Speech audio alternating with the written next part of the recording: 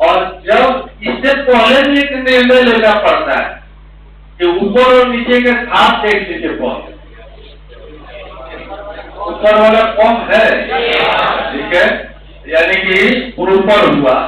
तो प्रोपर जब हो गया, अगर ये प्रोपर आता तो पहले उसके प्रोपर में बदल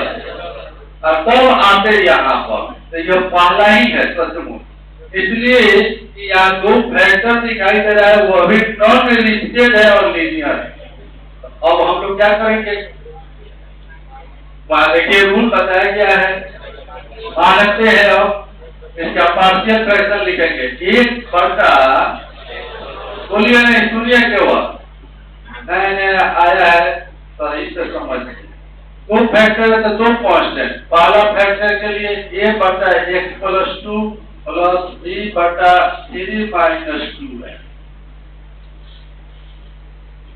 एक रूल हम लोग सीखे।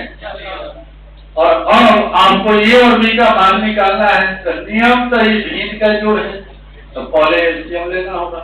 एलसीएम लेंगे तो इसे यहाँ गुना होगा, इसे यहाँ गुना होगा, और यह एलसीएम कट जाएगा, यानी कि कैलकुलेशन आया x बराबर a Guna 3 minus 2x plus b Guna x plus 2, समझ में आया। और अब आपको हर हालत से a और b का मान जानना है, तो ये वो विधि हम लोग पहले सीखे हैं, इक्वेटिंग मेथड, दोनों ओर एक के समान घात को इक्वेट करके हम मान निकालते हैं। लेकिन उससे भी आसान एक तरीका है, वो था विधि इक्वेटिंग, और नया जो हम लोग सीख रहे हैं ये है पुटिंग। क्या है,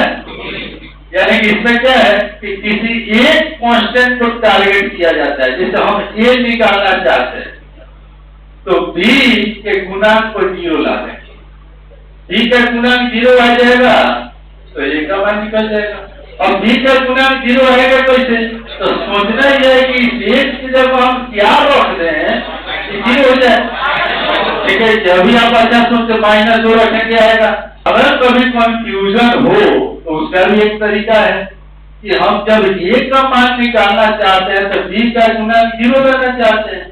इसलिए गुणांक को 0 पुट कर लीजिए मन में, यानी कि x प्लस 2 बराबर 0, तो x बराबर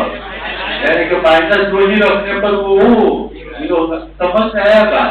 क्या हम लोग सीखे कि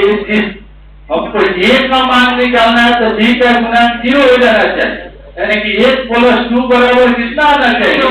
उसको 0 मन में मान के x का मान निकाल लीजिए।